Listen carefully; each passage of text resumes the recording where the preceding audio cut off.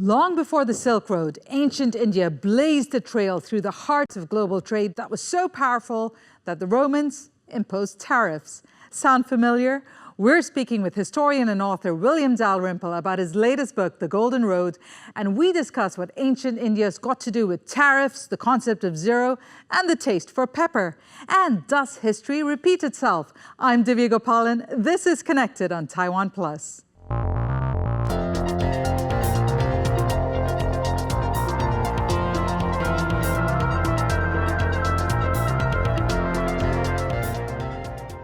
Author and historian William Dalrymple has spent decades bringing South Asia's history to life. His latest book is subtitled How Ancient India Transformed the World. And I started our conversation by asking him to explain the premise.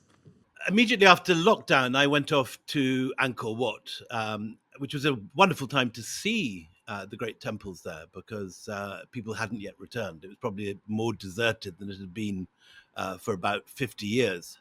And wandering through the empty courtyards of Angkor Wat at the end of lockdown, I was very struck by the astonishing number of stories which were sculpted here on the banks of the Mekong, which had originally been written on the banks of the Yamuna or the Ganga in India. Stories like the Battle of Kurukshetra from the Mahabharata, stories of the Battle of Lanka from the Ramayana, stories of Krishna and the Gopis, a whole range of religious and sometimes secular imagery, which had its origins in India. And it got me thinking because my generation has been brought up so much with the idea of the Silk Road, that the main east-west channel of communication has always supposed to have been the overland route leading from Venice or the Mediterranean to ultimately Chang'an and Loyang, the great centers of Chinese civilization on the banks of the South China Sea or near the South China Sea. And it occurred to me that there's a whole world which is left out by that idea. And the more I examined and read, I discovered that the Silk Road, which is something that we all now take for granted and has become a sort of geopolitical fact and a historical fact, is in fact an idea which was dreamt up originally by a German geographer as late as 1877. No Chinese source or European source has ever talked about the Silk Road in antiquity or the classical period. And there's very good reason scholars are increasingly, I think, believing that the main channels of east-west communication were very rarely overland. They were, in fact, sea routes that obviously you can carry far more in a dhow or a junk than you can in the saddlebags of a camel or even an elephant. And there's, I became aware of how much scholarship at the moment is recentering early trade between east-west on India rather than China and on the maritime routes rather than overland. And while the Silk Road is something that certainly existed in the later Middle Ages, after the Mongols knock a hole through the middle of Asia and do unite the Mediterranean with the South China Sea in a single polity, that certainly wasn't the case in Roman and ancient times. And in fact, there's no evidence that ancient Rome and ancient China were ever in direct contact at all, while ancient India and the Roman world exchanged huge fleets every year on the monsoon winds of 250 vessels leaving Roman Egypt and arriving on the coast of Kerala or Sindh. So this was the beginning of my journey, looking at the diffusion of Indian ideas and Indian trade and Indian culture over primary Asia, but also points further west. Okay, so in the book, you make the case that ancient India, not China, was the beating heart of global trade with Rome. Can you tell us a little bit more about that premise? Sure. As I say, the idea of the Silk Road is really a modern idea, and it's one which only entered the English language in 1936 when a book by a Swedish explorer called Sven Hedin translated his books into English. And it's been a dominant idea since the 1980s, but I think it's not applicable to the classical period for the simple reason that Rome and China were never in direct contact. They never had any, there was no diplomatic mission that we know of that ever went from Chang'an to Rome or from Rome to China. No a classical equivalent of Marco Polo traveling overland with his camels and his trade caravan. And what we do have instead for the early period is very vivid accounts by classical authors complaining that India is, as for example, Pliny, a Roman naval commander from the first century, writes, India is the drain of all the precious metals in the world. His contemporary Strabo, based in Alexandria in Egypt, describes fleets of 250 vessels waiting on the Red Sea coast for the monsoon winds to align in the right directions, for these great fleets to set off between India and China. And modern numismatics, the study of ancient coin finds, when you see the maps of coin finds, there are very, very few Roman coins, even in Central Asia, never mind China, where there's almost none at all. But there is a huge concentration of Roman gold and silver coinage in both Sri Lanka and the southern coastal regions of India. So it does seem to be very clear now that most east-west trade was and most east-west contact was taking place between the Roman world and India, not China, and by the maritime route, not overland. So how rich was rich for ancient India? I mean, that phrase you used, I think it was Pliny, about correct. India being a drain on Roman wealth really captured my imagination. Yes, I mean it's just like Pliny sort of sounds slightly sort of Trumpian in that this idea that these foreigners are ripping us off and we're getting nothing back. That's very much what Pliny and later Tacitus also says. And India was a source of many luxury products that the Roman world rejoiced in. First and foremost, gemstones. India was the source of all the diamonds in the world, all the garnets, or lapis came from Afghanistan. And there are many, many different sorts of precious gem which came from southern India and from Sri Lanka. But there's also pepper, which was traded out of Kerala, and cottons, which were traded out of Gujarat, and above all, ivory, which was a major export from India to the Roman world. And the result was that you began to find that the Indians really didn't want very much from Rome. There was a limited taste in wine. There was limited taste in a Roman fish sauce called garum that the Indians quite liked. But in general, all the Indians wanted from the Romans in return was their gold. And so we get this very unequal trade where the gold of the Roman Empire from the first century onwards till about the 5th century, when Rome collapses, is heavily in favor of coastal India. So basically, India had a surplus, a trade Exactly. surplus, if you want to put it in modern day terms. And what's fascinating is that, again, very much in line with current discussion, the Romans charged tariffs, and all Indian goods arriving on the Roman border at the Red Sea were charged 30%. And some scholars are now going as far as saying that maybe between a quarter and a third of the entire Roman imperial budget came from the customs take on the Red Sea coast, that they were charging so much to Indian traders for the right to import these luxury goods, none of which were essentials, all of which were for the Roman elite, that they charged this enormous amount. So when you see Hadrian's Wall or the Appian Way or the frontier forts on the Sahara or the Rhine frontier, think that as much as quarter or third of that came from taxes on Roman merchants importing goods from India. It's an extraordinary thought. And as they say, history really does repeat itself in so many forms. But what was India, ancient India? I mean, this is well before we see these lines that were drawn by future colonials or whoever else on the map. But what do you define India as? So India is defined very early and very clearly as the lands to the bounded on the west by the Indus, on the east by the Ganges, and to the south by the sea, and to the north by the Himalayas. Now, they were never one political, single political entity. When, for example, the Chinese monk Xuanzang goes to visit India in the 7th century, he says at Jalalabad, which is near the Khyber Pass in Afghanistan, I am now entering India, a land of 70 kingdoms. So there were lots of different rival kingdoms. Occasionally, a large empire would arise, like the Mauryans or the Guptas. But it was always a single cultural and geographical zone known as India, but which had a variety of different polities within it. How did they manage to stay cohesive enough to be so wealthy and spread their influence? Well, you don't need to be under one political rule to be enormously influential and to have one if you like, sort of spiritual culture. I mean, Christendom was a very clear entity throughout the Middle Ages, the Christian lands of Western Europe, but was never united into a single kingdom. And yet, people use the term Christendom of Western Europe very clearly.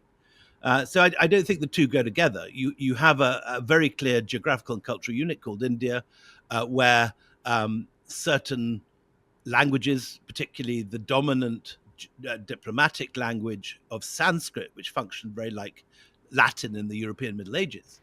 And Sanskrit was the dominant language all the way for diplomacy and for culture between the 3rd century BC and about the 12th century AD, all the way from Afghanistan, from Kandahar through to Bali and Java.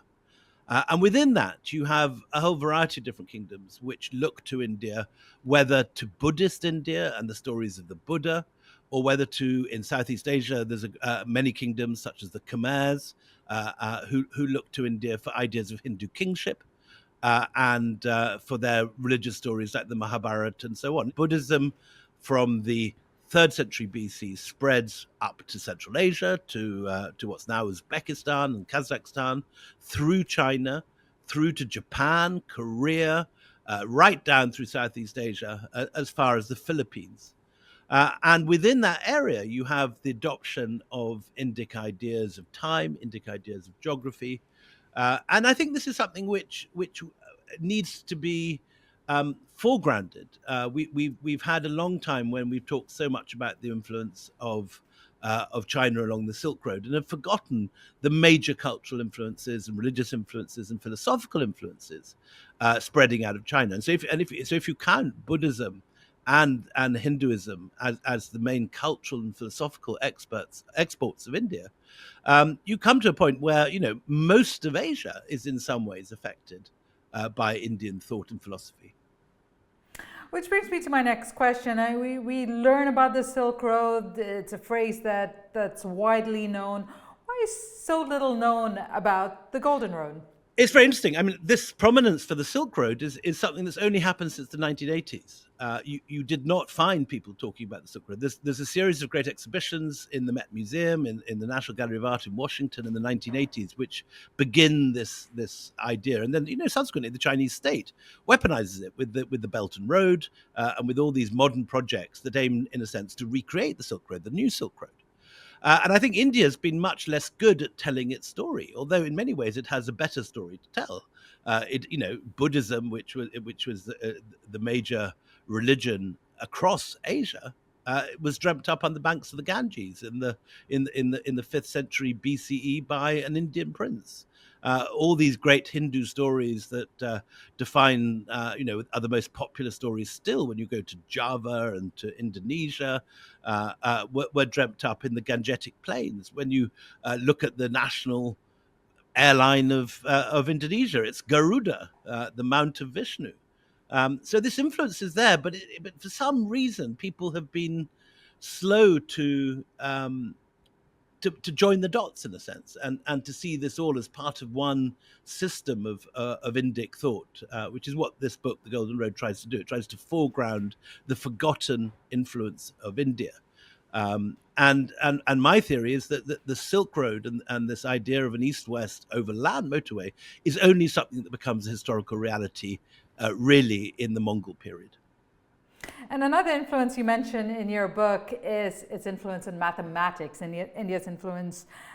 India invented zero, as my parents kept reminding me growing up, and kept telling me I should be better at maths, and I'd roll my eyes. But I am fascinated by that. Can you give us some more context? Sure. Well, this again is a classic example of how India has really failed to tell its story, because most of the Western world, of course, uses what they call Arabic numbers, and I grew up, like many people in the West, imagining that the numeral system that I used was invented by the Arabs. Well, the Arabs certainly took on the number system that we use today and transformed it, but the ideas originate in India. And you get these great Indian mathematicians who no one has ever heard of in the West, but I'm sure your parents were quoting at you as a good Desi girl growing up. People like Aryabhatta, who comes up with the definition of pi in the kind of 3rd century. He also comes across a heliocentric universe where 1,000 years before Galileo, he has all the planets circling the sun. He works out the exact circumference of the Earth. He works out the distance from the Earth and the sun. And then his pupil Brahmagupta, a little bit later, takes on his ideas and develops these ideas of zero, of place value, and defines zero as an active number rather than just a placeholder, which is what it had been in ancient Persian and Babylonian mathematics. And these Indian systems of maths arrive in the Arab world in the 8th century. In 776, a delegation from Sind, from a Hindu court, brings the books of Brahmagupta and Aryabhatta to Baghdad. A generation later, they're translated by the great scholar Al-Khwarizmi into Arabic and roll out across the Islamic world. And Europe is a latecomer to this story, but it's only in the 12th century that this Indian number system, using these 9 number symbols and 0, replaced the old Latin number system. Try doing long mathematics with x, c, v, v's, x divided by c, m, c, c, v, and see how far you get with that. You can understand why Western Europe was lagging well behind Asia in its mathematics before that.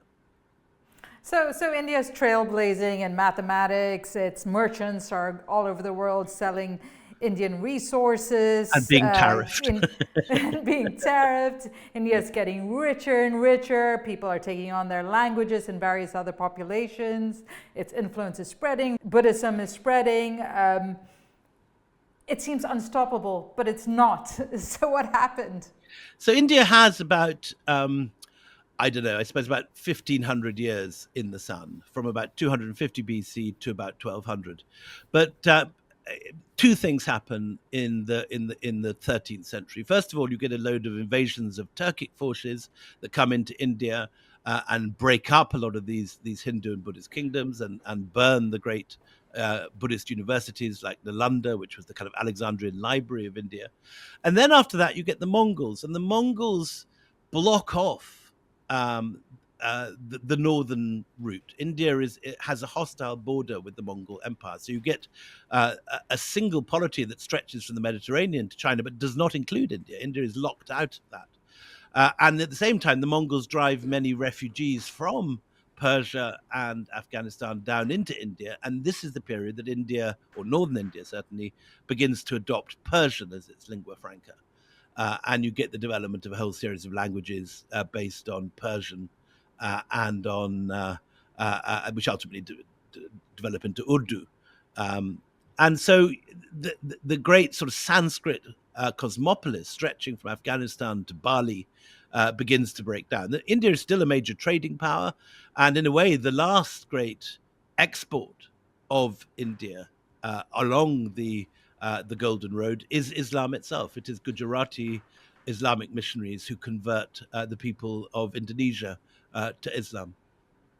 So how much do you know about India's role in ancient trade and culture? And should more be taught about this chapter in history in schools? Drop your thoughts in the comments below. We'd love to hear from you. And click the video next to me to watch William Dalrymple's take on how history still shapes global power today and what it means for India's influence in the modern world. And if you don't want to miss more fascinating stories from Taiwan and Asia, subscribe to our channel and click the notification bell.